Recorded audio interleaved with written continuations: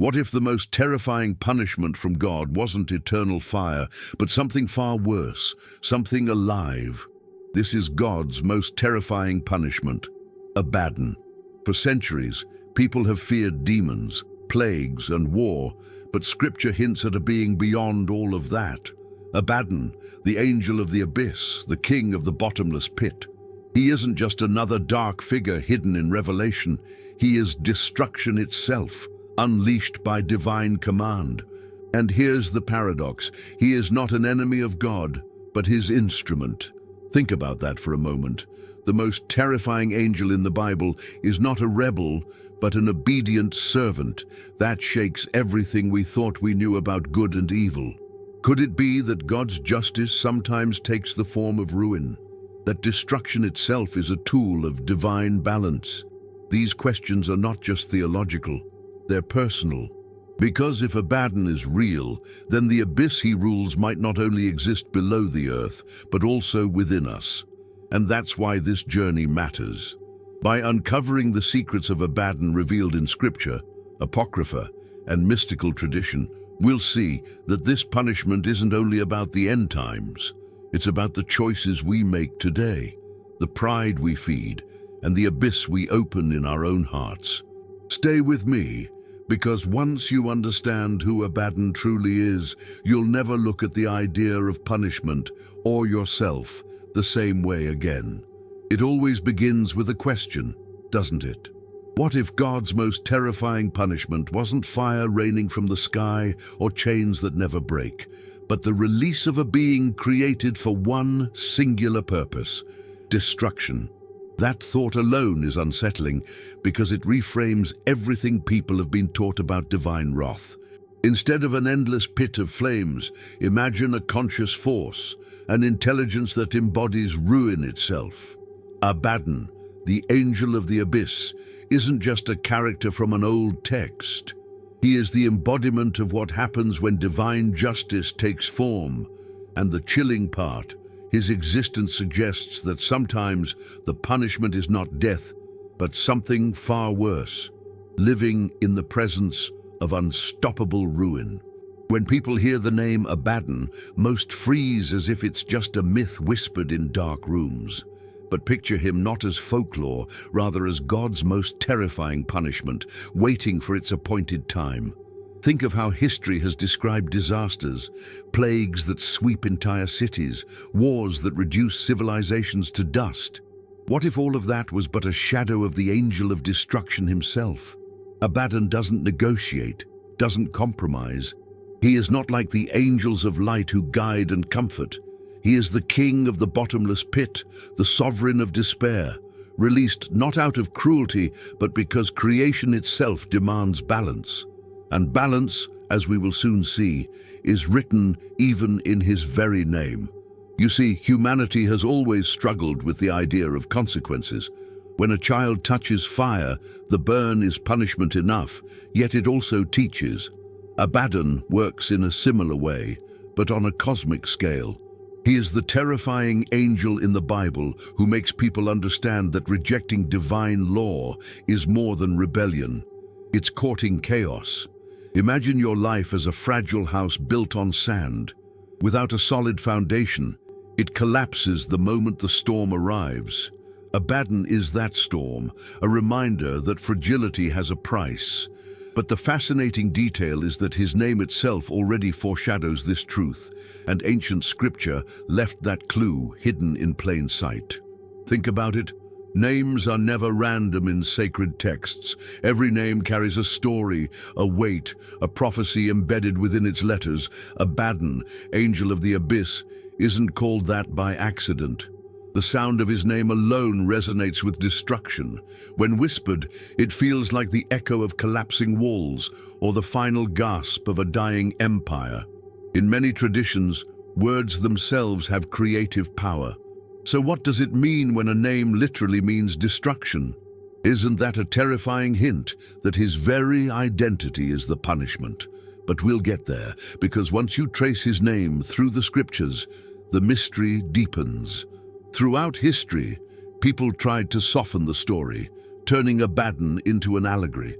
But allegories don't bring plagues or command locusts that blot out the sun. No, Abaddon is real enough to have his presence recorded across cultures, yet his reality hides beneath symbols. That's the terrifying part. He's both literal and symbolic, embodying destruction in history and in spirit. Imagine entire kingdoms thinking their walls would last forever, only to fall into silence. The ruins we see today are monuments to arrogance, but also to forces greater than empires, forces that, in the end, always win. And in Scripture, his very title points us to that inevitability. Now pause for a moment and reflect. If Abaddon is God's most terrifying punishment, then his identity must be crystal clear in sacred texts. But why would the Bible, a book meant to guide and protect, give us such a dreadful figure? That's the paradox. It doesn't hide him, but it doesn't over-explain either. It leaves us with a name, a shadow, a role in the apocalypse, as though daring us to search deeper. And those who do, those who truly look into Scripture, will uncover that his name is not just a label, it is a prophecy. Soon, we'll trace how this ancient name unfolds its meaning. Every whisper, every reference to Abaddon across the Bible carries with it a warning. He isn't a side character or a background force. He is the seal of destruction itself. Think of the weight behind words like the king of the bottomless pit. That's not poetic metaphor, it's designation, identity, and destiny all in one. And the more one looks into those passages, the clearer it becomes that his role was carved into the order of things. Which leads us straight into the next mystery, the ancient meaning of Abaddon's name, buried deep in Scripture, carrying within it the key to understanding who he truly is. Names carry power. In the ancient world, to know someone's name was to hold a key to their essence, their destiny, even their spiritual authority. Abaddon, angel of destruction, is no exception. In Hebrew, the word Abaddon literally means destruction or place of ruin. Imagine that. His identity isn't just a role assigned to him, but his very name embodies devastation. This isn't metaphorical, it's literal. The word itself is a prophecy. Think of how you feel when you hear the name peace or grace. It inspires calm. Now imagine carrying the title destruction. His presence was never meant to soothe. It was meant to remind creation that divine justice has a face, and this face is not gentle. In the Old Testament, Abaddon appears as a place as much as a presence. Job 26:6, for instance, speaks of Sheol and Abaddon lying open before God. In that verse, it isn't simply a pit, it's a domain, a reality of complete ruin. People back then feared the grave, but the grave was only silence. Abaddon meant something worse, annihilation of order, of meaning, of hope. This is why later, when Revelation introduces him as the king of the bottomless pit, it feels like the culmination of every whisper about destruction. What was once a place is now personified into a terrifying angel in the Bible, and his mission is not hidden, it's punishment. Now consider the shift when the scriptures move from Hebrew to Greek. In the book of Revelation, Abaddon is translated as Apollyon, meaning the destroyer. And here's the fascinating part. It's not a contradiction, it's a reinforcement. The same essence, carried across languages and cultures, each time preserving the terrifying message. Apollyon, Revelation explained, isn't just an academic exercise. It's a doorway to seeing how the ancients understood destruction itself as an inevitable force of God's will. When the same meaning echoes through languages, it signals importance. It signals permanence. That is why this name is not just another angelic title. It is a destiny carved in fire. Think about how cultures have always treated names. Parents choose them with care, hoping to bless their children's lives with honor, strength, or joy. The ancients believed names carried fate. That's why Abaddon's name is so haunting. His fate is ruin, and his role is sealed into Scripture as God's most terrifying punishment. If someone told you that your name meant destruction, you'd probably laugh nervously. But what if your very existence bent reality toward that outcome? Abaddon, angel of the abyss, has no choice in the matter.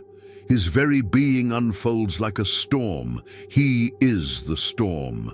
Some traditions argue that Abaddon should not be taken literally, that he's more a symbol than a person.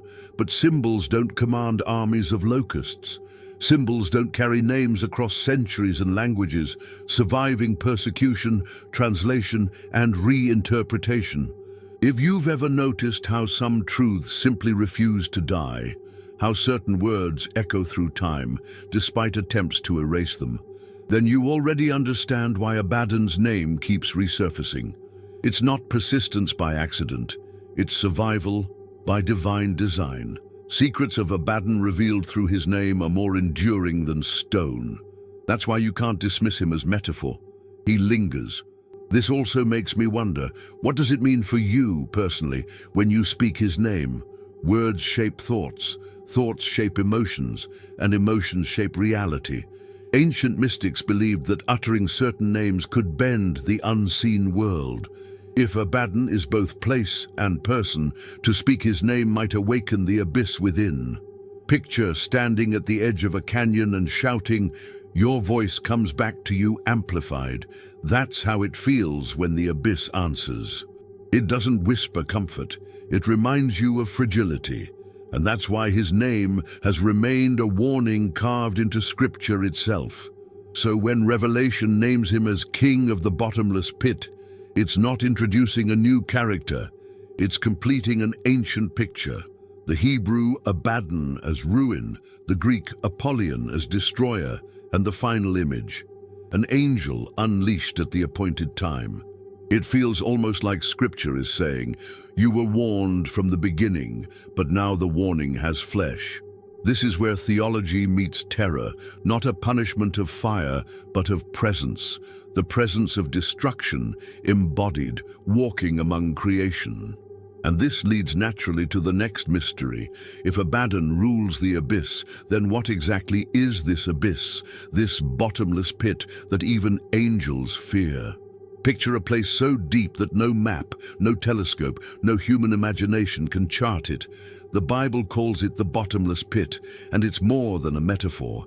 It's a cosmic prison designed to hold forces too destructive for the world to bear. Abaddon, angel of the abyss, is not merely a figure who steps out of this prison. He is its ruler, its keeper, its embodiment.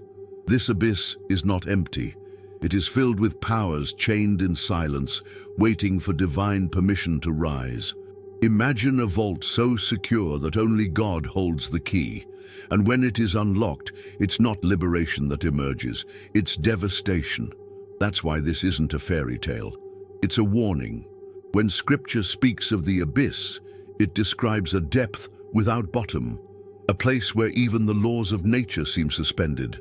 That imagery isn't random. It's designed to terrify. If the earth has limits, borders, and measures, then the abyss is the place beyond all boundaries. In ancient Jewish thought, chaos was always pictured as a sea, wild and uncontrollable. The abyss takes that chaos and multiplies it, containing what cannot coexist with life. And standing at the gates is Abaddon, God's most terrifying punishment, not as a jailer with mercy, but as the angel of destruction who knows no restraint. To enter his domain is to enter ruin. Think of how prisons work in the human world. They're meant to contain those who break the law, to keep society safe. But what happens when the prison itself becomes alive, and its warden is not human, but angelic? That's what makes the abyss unique. It's not just a container, it's a living reality of despair.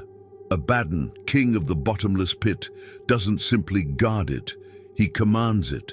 Like a general standing over an army of shadows, he directs what lies within. And unlike human prisons, this one isn't designed for reform.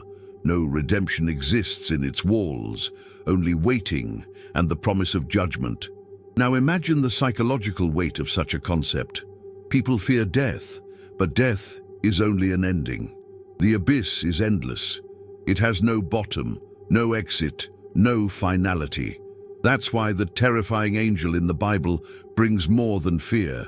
He brings despair. To know there is no way out is the purest form of punishment. Ancient mystics understood this and described the abyss as a mirror of the human soul. Once you fall into certain darknesses, addiction, despair, arrogance, it feels bottomless. That's why Abaddon is both cosmic and personal. He is not only a figure of apocalypse, but also the shadow that lives within every unchecked abyss of the human heart. Here's something to reflect on. In Revelation, the abyss is unlocked. That detail is chilling because it means the forces within it are not gone. They're restrained, waiting. Think of it like a dam holding back floodwaters. To the villagers downstream, life looks calm and safe, but they live in borrowed time, because once the dam breaks, everything collapses in an instant. Abaddon is the one who decides when that collapse begins. Secrets of Abaddon revealed in this truth show us that his presence is not permanent chaos.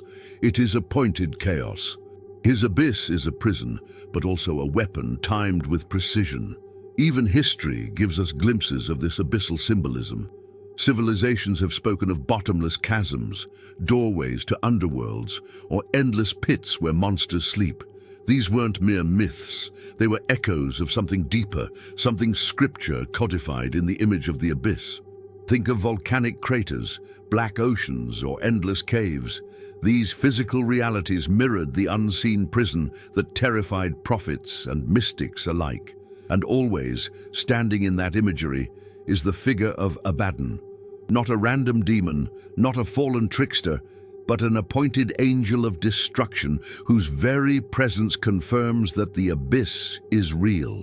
And so, if Abaddon is both warden and weapon, then what exactly lies behind the prison doors he controls? Scripture paints the next picture vividly. Not fire, not swords, but an army so strange it defies imagination. Locusts with human faces, women's hair, lions' teeth, and the sound of wings like roaring chariots. These are not nightmares. They are the embodiment of God's most terrifying punishment made flesh, which brings us into the next revelation, the locust army that Abaddon leads, a punishment unlike any the world has ever seen. Imagine a sky that grows black, not from clouds, but from wings. Revelation 9 describes an army so strange that even the most vivid nightmares fall short. These are not ordinary locusts. They are shaped like creatures of war. Faces like men, hair like women, teeth like lions, wings that roar like chariots rushing to battle. And leading them is Abaddon, angel of the abyss, the king of the bottomless pit. God's most terrifying punishment takes flesh here, not in fire raining from heaven, but in swarms of living torment that cannot be killed. Their arrival is not meant to destroy bodies alone. It is meant to strip hope from the soul. Think about how locusts work in nature.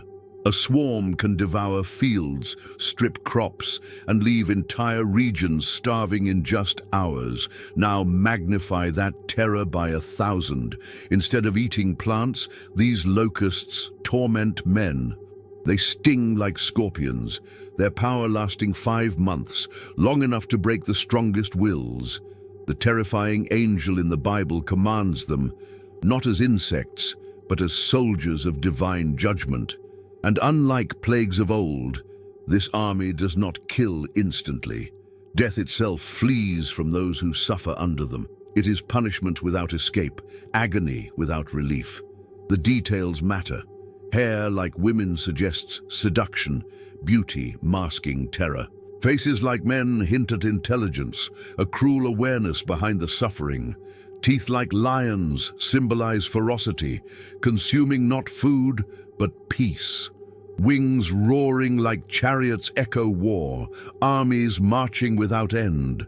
Every element of their description carries symbolism, teaching that Abaddon's army is not chaos, but precision.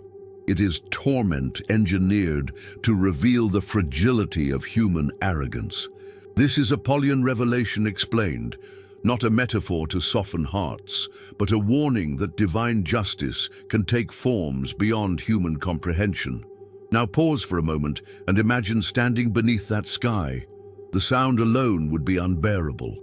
Like thunder multiplied endlessly, insects already make many people squirm, but these are not creatures you swat away. They are punishment incarnate, responding only to the command of Abaddon, angel of destruction. In history, armies of men have conquered nations, but this is different. This is an army that conquers the human spirit. They bring not death, but the longing for death, and that longing is denied. What greater terror could exist than begging for the end, only to be forced to endure? What strikes me most is that this army shows us something profound. Punishment can take the shape of what we fear most. For the ancient world, locusts meant famine and despair. So when Scripture describes an army of locusts, it touches the deepest fear of its time, survival being erased overnight. And in our modern world, isn't it the same? We fear what consumes us slowly: addictions, despair, loneliness, corruption of the soul. The locusts are mirrors of those slow, gnawing torments that eat away life. Secrets of Abaddon, revealed here, remind us that punishment isn't random. It's tailored to pierce the human heart where it is most vulnerable. But here lies a paradox. Why does God's most terrifying punishment take this form? Why not strike once and end everything? Perhaps it's because instant death teaches nothing. Torment, however, forces reflection. When suffering drags on, people look inward, questioning, searching, breaking, and sometimes awakening. Abaddon's locust army is not unleashed to end existence, but to expose it. It reveals the abyss both around and within, forcing humanity to confront the cost of pride and rebellion. That is why this punishment feels so inescapable. It is both outer plague and inner mirror. And yet, as overwhelming as the locust army is, the story doesn't end there, because Scripture and tradition go further, expanding Abaddon's role beyond revelation. They whisper of him in apocryphal texts, in mystical traditions, even in occult practices, where he is not just a leader of locusts, but a gatekeeper of death itself. If the locusts show us the punishment made flesh, then the next step reveals the layers of meaning outside the canon, Abaddon in apocrypha and occult traditions, where his power takes even darker shapes. Step outside the canon of Scripture for a moment, and you'll discover that Abaddon didn't vanish after revelation. In apocryphal writings, mystical visions, and later occult traditions, his figure takes on even darker hues. Some texts portray him as more than the angel of the abyss. He becomes the angel of destruction, the one who holds the keys not only to the bottomless pit, but to death itself. Think of it like peeling back layers of an ancient mask. Each layer reveals a new facet of terror. The God's most terrifying punishment doesn't just exist in the Bible. It echoes in the margins, the suppressed books, the whispers of forbidden knowledge. For example, in certain Jewish mystical traditions, Abaddon is linked with the realm of Gehenna, the place of ultimate judgment. Here, he is not simply warden, but executioner, carrying out divine decrees. This shows how his image expanded beyond one role. If in Scripture he is the king of the bottomless pit, in mystical imagination he becomes the hand of divine wrath itself. Imagine a courtroom where the judge never speaks because the sentence is already known, and the executioner is the angel himself. That's Abaddon in the apocryphal mind, a destiny, not a debate. Occult traditions went even further. Medieval grimoires and esoteric writings sometimes invoked his name in forbidden rituals. To the uninitiated, this seems absurd. But consider this. If Abaddon is the terrifying angel in the Bible, then his invocation represents the ultimate confrontation with destruction. Practitioners sought to command or banish forces of chaos, but to summon Abaddon was to dance on the edge of the abyss. Secrets of Abaddon revealed in these texts warn that he does not serve human will. He serves only divine order, and to call upon him without authority meant risking madness, despair, or worse. And yet, there's something strangely consistent here. Across scripture, apocrypha, and occult lore, Abaddon remains the same essence. Destruction personified. His title doesn't shift with the cultures. His role doesn't soften with time. He is always ruin, always annihilation, always the king of the bottomless pit. This is unusual because most spiritual beings evolve in interpretation. Angels become allegories, demons turn into metaphors. But Abaddon stands unchanged, unyielding. That consistency should make us pause, because it suggests his archetype is universal, embedded deep in the collective memory of humanity. You can even see how art and literature picked up this thread. Painters of the Middle Ages depicted monstrous figures rising from pits of fire, often unnamed, yet eerily matching the description of Abaddon, angel of destruction. Writers of mystical poetry spoke of the destroyer in ways that echo his apocalyptic image. Even today, in popular imagination, when people envision the embodiment of ruin, they describe something strikingly similar. That's the enduring power of this archetype. It refuses to die because it represents a truth humanity can't escape. Destruction is part of the order of things. But here's where it becomes personal. If Abaddon represents destruction under divine authority, then he also embodies the part of life we cannot control: loss, endings, collapse. In occult traditions, this is not only external, but internal. They warn that to meet Abaddon is to face the abyss within yourself, the addictions, the pride, the arrogance that erode the soul. The ancient seers understood that the abyss is not only cosmic, but psychological. That's why invoking him wasn't just ritual danger, it was a mirror, and those who weren't ready to face themselves were consumed. And so these apocryphal and occult layers deepen the terror, but also sharpen the meaning. Abaddon is not chaos for chaos' sake, but divine justice manifest in destruction. If the locusts showed us torment made flesh, then these traditions show us destruction made destiny. But the story doesn't stop at mystical texts, because ultimately the question isn't about him, it's about us. Who faces Abaddon's wrath? Who receives God's most terrifying punishment? And the answer, Scripture insists, has less to do with chance and more to do with pride, which leads us straight into the next revelation, the punishment of the proud. Throughout history, the proud have always believed they were untouchable. Kings, emperors, and entire civilizations thought their walls, wealth, or wisdom could shield them from judgment. Yet Scripture reminds us that Abaddon, angel of the abyss, is unleashed not upon the faithful, but upon those who exalt themselves above truth. God's most terrifying punishment is not random. It has a target. Pride is the magnet that draws destruction. Just as gravity pulls a stone down, arrogance pulls ruin closer, and Abaddon, angel of destruction, is the shadow waiting for the proud to stumble. His presence is proof that rebellion is never without consequence. Think of the story of Babel. Humanity built a tower reaching for the heavens, determined to replace God with their own might. What followed was not merely confusion of tongues, but the dismantling of human arrogance. That same pattern repeats again and again. Egypt, Babylon, Rome, all rose in pride and collapsed into dust.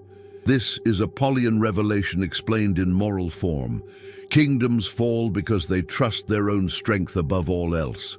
And when they fall, it is as though Abaddon himself walks among the ruins, reminding every generation that no throne is stronger than divine order. On a personal level, pride works the same way. Have you ever seen someone so convinced of their own invincibility that they ignore every warning? Maybe it was a leader, a colleague, or even a friend. They cut corners, mock wisdom, push boundaries, and then watch everything collapse. That collapse, in spiritual terms, is the work of the terrifying angel in the Bible. Abaddon doesn't need to strike with fire. He simply allows arrogance to meet its natural consequence. Like a mirror, he shows people what their pride produces, and the reflection is ruin. There's a reason ancient teachers always warned against arrogance. Humility wasn't just a virtue, it was protection. Pride blinds people, making them think they can see when in fact they are walking toward a cliff. Imagine a driver at night turning off the headlights out of pride, claiming, "I know the road." The crash isn't random, it's inevitable.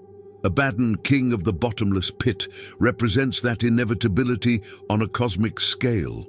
God's most terrifying punishment isn't cruelty, it's justice letting pride meet destruction. And pride, left unchecked, always finds its abyss. But don't think this message is only about kings or nations. Look at the world today. Corporations boasting of power collapse overnight. Leaders who mock morality end in disgrace.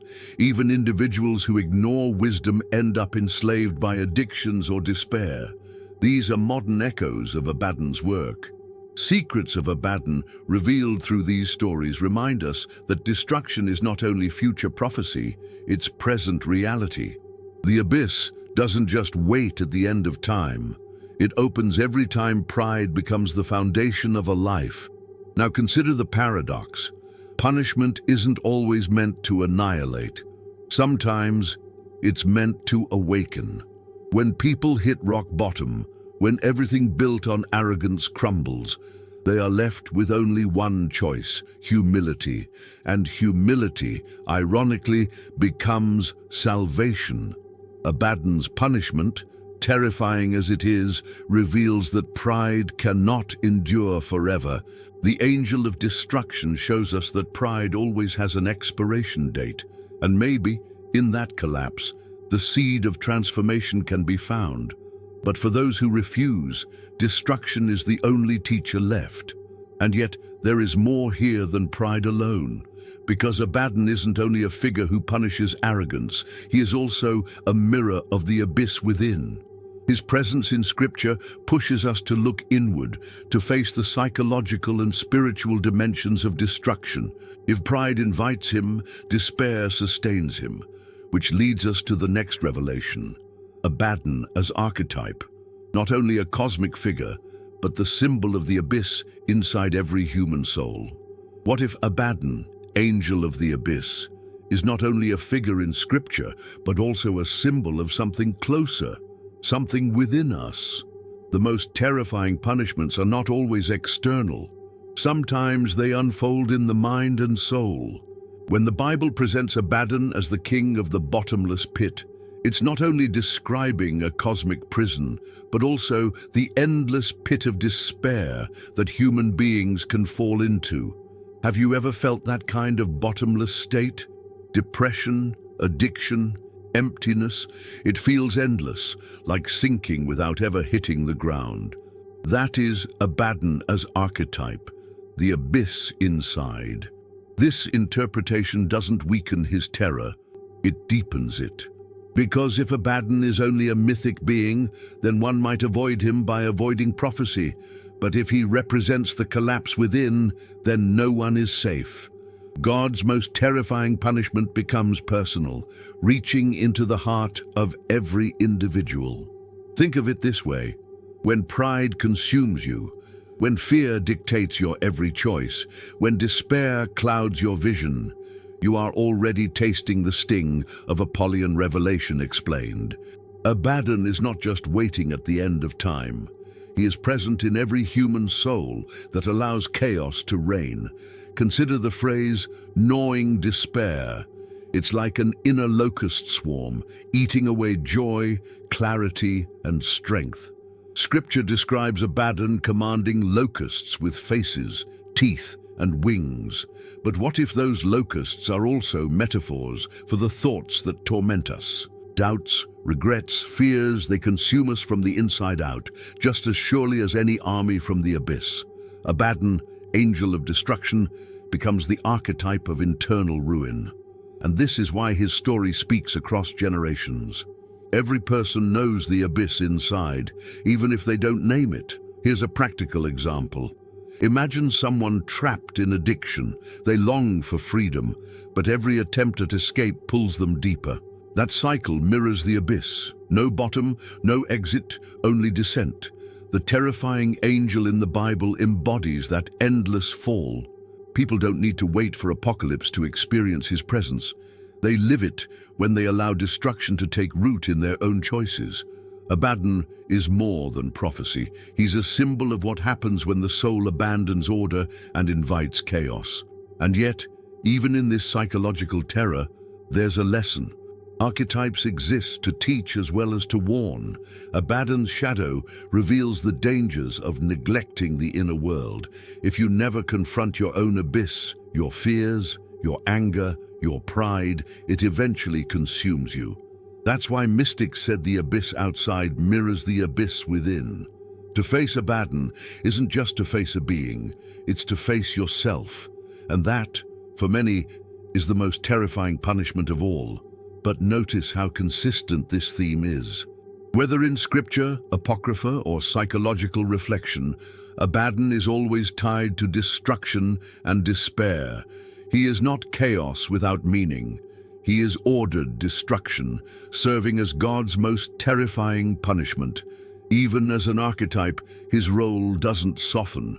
He is both cosmic angel and inner abyss, the shadow that reminds humanity what happens when order collapses. And that makes him more dangerous, because you can't escape what lives inside. Still, this archetype also connects Abaddon to a broader family of destructive beings.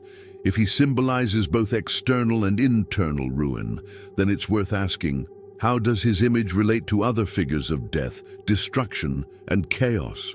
What do Jewish law, Greek traditions, and later demonology reveal when they speak of Apollyon, the destroyer, or the angel of death? That is the next step in uncovering the secrets of Abaddon revealed, tracing his links to demonology and other fallen powers. Across traditions, Abaddon's identity blurs the line between angel and demon. In Revelation, he is named directly Abaddon, angel of the abyss, the king of the bottomless pit. Yet in Greek, he is called Apollyon, the destroyer. That duality sparks endless debate. Is he servant of God or prince of chaos? Demonology often leans toward the latter, painting him as one of the great fallen powers. But Scripture reminds us he does not act apart from divine will. God's most terrifying punishment is that he unleashes destruction not through rebels, but through an angel designed for it. That paradox unsettles us because it shows that destruction can still serve divine order. In Jewish law, echoes of Abaddon appear in the figure of the angel of death. This being does not delight in cruelty but carries out decrees beyond human control. Some rabbis even said Abaddon is both a place and a being, inseparable from Sheol itself. Now compare that with Christian demonology, where Abaddon sometimes appears among lists of infernal rulers. He is tied to locusts, plagues, and warfare. Secrets of Abaddon revealed through these traditions show us one thing. Whether angel or demon, he is always the embodiment of destruction. Titles shift, but essence remains. Consider how Eliphas Levi and other occult writers framed him. They didn't dismiss Abaddon as metaphor. They saw him as a threshold figure, an angel to some, a demon to others, but always the guardian of annihilation. In grimoires, his name is feared, invoked only in rare ceremonies to seal pacts or banish enemies. Think of it. While saints are invoked for blessing, Abaddon is invoked for endings. He is the terrifying angel in the Bible, but in occult circles, he is also the one who erases. His power is finality. His presence signals that something has reached its end. And then there's the connection to Apollyon. Many scholars see the Greek name not as a translation, but as a deliberate echo of Apollo-sun, the god of plague and prophecy. If so, then Apollyon revelation explained might not only mean destroyer, but also carry hints of divine irony, a pagan echo within Christian apocalypse. Whether coincidence or hidden design, the resonance is clear. Abaddon stands at the crossroads of cultures, a being too great to belong to one tradition alone. That's why his image bleeds into demonology, mythology, and scripture alike. But here's where it becomes fascinating. In demonological hierarchies, Abaddon is sometimes placed alongside the great princes of hell, Beelzebub, Asmodeus, even Lucifer. Yet his origin is different. Where they are rebels, Abaddon is obedient. That difference matters. He is not cast down for pride. He is unleashed by command. This makes him more terrifying, because his destruction is not rebellion, but assignment. Abaddon, angel of destruction, doesn't need to defy God to terrify humanity. He terrifies because he obeys. And that obedience shows us that even ruin has a place in divine order. Think for a moment about the implications. If Abaddon can be seen as both angel and demon, then maybe the distinction itself is smaller than we think. Maybe the categories humans build, angelic, demonic, divine, infernal, are inadequate to capture the reality of such beings. Abaddon defies boxes. He is destruction wherever destruction is needed, and in that way he embodies not just the fear of demons, but the fear of divine justice itself. The abyss he rules becomes a mirror, showing us that what we call evil may sometimes be the instrument of God's most terrifying punishment. And yet, with all this power attributed to him, another warning arises. If Abaddon is tied to destruction, chaos, and despair, what happens when his name is invoked by those seeking forbidden knowledge? The answer lies in the darkest whispers of occult tradition. Invoking Abaddon is to risk opening the abyss within yourself, which leads us directly into the next revelation, why the abyss, once called, does not remain silent. Every name carries power, but some names are heavier than others. To speak the name of Abaddon, angel of the abyss, is not the same as reciting scripture or whispering a prayer. His name vibrates with destruction, echoing the bottomless pit itself. That's why ancient mystics warned against careless invocation. God's most terrifying punishment is not only unleashed at the end of time, it can be tasted by those who dare to meddle with what should remain sealed. To call upon Abaddon is to court annihilation, to risk opening the abyss not only in the world, but in your own soul. Think of invocation like opening a door. Most prayers open doors toward light, peace, and clarity, but Abaddon's name opens toward shadow, torment, and despair. Imagine someone calling out into a canyon at night, only to hear something whisper back that wasn't their echo. That is what it means to summon the king of the bottomless pit. You may think you're in control, but the abyss never answers to human will. It devours, it twists, it consumes. That's why occult traditions describe madness, despair, or irreversible fracture as the consequences of such rituals. Even outside ritual, people invoke the abyss unknowingly. Every time arrogance, hatred, or addiction is embraced, it is as though the soul is opening a gate. Abaddon, angel of destruction, doesn't need to be summoned through chance. He is present wherever chaos rules. Have you seen someone lose themselves to despair, watching their life unravel? That is what it means to live under his shadow. Apollyon Revelation Explained is not about distant prophecy alone. It is about the choices that invite destruction here and now. Invocation is not just ritual, it is lifestyle. But the warnings are clear. Once the abyss is opened, it does not close easily. Ancient stories describe magicians who tried to banish Abaddon's presence, only to lose their sanity. Others spoke of entire towns cursed after rituals that went wrong, as though the abyss itself had spilled into their streets. Whether literal or symbolic, the message remains the same. You cannot play with destruction and expect to remain untouched. Secrets of Abaddon revealed through these tales remind us that some doors, once opened, refuse to shut. Think also of the psychological toll. Invoking Abaddon doesn't always mean summoning him physically.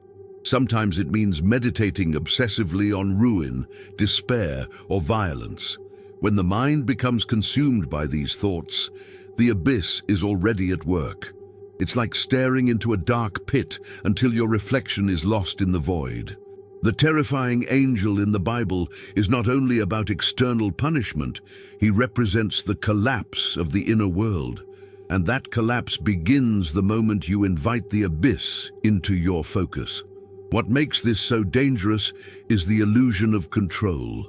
Many who dabble in the occult believe they can command spirits, bend angels or demons to their will. But Abaddon is not a servant. He answers to one authority alone, and it is not human. To call his name is to invite a force that cannot be bargained with. Imagine standing before a hurricane, thinking you can tell it where to go. That is the arrogance of those who attempt to summon the angel of destruction. The abyss does not listen, it devours. And yet all these warnings point to a deeper truth. If invoking Abaddon is so dangerous, then perhaps it is because he embodies the balance of creation itself. Destruction, despair, and the abyss are not mistakes. They are parts of the divine order, unleashed at their time. Which brings us to the final meditation. Abaddon as God's most terrifying punishment, not cruelty, but balance. The closing reflection asks us, is he waiting below the earth or inside the hidden abyss of every human soul? At the end of it all, Abaddon, angel of the abyss, stands as more than a figure of scripture. He is the embodiment of the shadow within creation. God's most terrifying punishment is not just about torment, but about balance. For every light, there must be darkness. For every beginning, an end. Abaddon is that end given form, the inevitable force that ensures pride, rebellion, and corruption never go unchecked. He is not chaos without reason, but destruction with purpose. And that is perhaps the most unsettling truth. Divine justice requires a destroyer. Think about the way nature works. Forest fires, earthquakes, storms, they terrify, yet they also renew. Old growth must fall for new life to rise. In the same way, Abaddon is not unleashed to annihilate everything blindly, but to restore balance by removing what no longer belongs. Apollyon revelation explained in this light shows us that destruction is not cruelty, but order. Still, for those who experience it, the punishment is unbearable. To face the king of the bottomless pit is to realize that no human strength can resist divine balance. The abyss swallows all arrogance, and in the swallowing, balance returns. But here's the paradox. People imagine punishment as fire and brimstone, yet Abaddon is more terrifying because he is silence after collapse. Imagine a city emptied, its towers reduced to rubble, its laughter gone. That emptiness is his domain. Abaddon, angel of destruction, leaves not just ruins, but the echo of what was. This is God's most terrifying punishment, endings that strip away illusions. And the haunting part. These endings don't always wait until the apocalypse. They happen in lives, in nations, in souls, even now. The terrifying angel in the Bible is not locked away forever. Revelation makes it clear, his time comes, and when it does, the abyss opens. But maybe his shadow is already here, visible in every downfall, every broken empire, every collapse of pride. Secrets of Abaddon revealed through history show us that he doesn't need to manifest physically to do his work. His punishment is woven into the fabric of reality itself. Wherever destruction serves divine justice, Abaddon's hand is present. Yet the question lingers. Is Abaddon only waiting in the depths of the earth, chained until the final trumpet, or does he also live in the abyss of every human soul? That question is left deliberately unanswered, because if he is both, then God's most terrifying punishment is not only future, it is present, personal, and unavoidable. The abyss outside and the abyss within are mirrors of each other, and to face one is to face the other. That is why his figure remains timeless, haunting every seeker of hidden knowledge. This reflection is not meant to scare for the sake of fear, it's meant to awaken. When you realize that Abaddon is both angel and archetype, both destroyer and mirror, you begin to see that avoiding him is not about avoiding prophecy. It's about avoiding the abyss within yourself. Pride, arrogance, despair, these are the chains that call his name. And when they tighten, the angel of destruction is already near. To resist him is not to fight him. It is to refuse to feed what belongs to his domain. So the closing thought is this: Abaddon, the angel of the abyss, is not just the terror of Revelation. He is the reminder that destruction is always part of creation's balance. God's most terrifying punishment is not endless cruelty, it is the shadow that restores order. And whether he waits below or inside, the truth is the same. The abyss answers eventually, which leaves one final question for you. When the abyss opens, will you be ready to face what emerges from within and without? So now you've seen it. Abaddon, the angel of the abyss, God's most terrifying punishment. But here's the question that lingers. What do you do with this knowledge? Will you ignore it, like so many who laugh at the warnings of Scripture, or will you confront the abyss within before it swallows you? Because the truth is, the greatest battle isn't in the sky or in the depths. It's inside you. Pride, despair, arrogance, these are the doors Abaddon walks through. Take a moment to reflect. Where in your life have you been feeding the abyss? Is it in the choices you make, the habits that consume you, the pride that blinds you? What if today you chose humility instead of arrogance, order instead of chaos, light instead of shadow? The terrifying angel in the Bible reminds us that destruction is certain for those who cling to pride. But for those who wake up, there is still time to close the gate. And I want to hear from you. Do you believe Abaddon is a literal being waiting to be unleashed, or is he the abyss within us all? Drop your thoughts in the comments below, because your perspective might just wake someone else up. If this message stirred something in you, don't let it stop here. Subscribe to the channel, hit the notification bell, and stay connected, because we are only beginning to uncover the hidden truths of Scripture, prophecy, and the mysteries that the world wants you to ignore. Together, we'll keep pulling back the veil.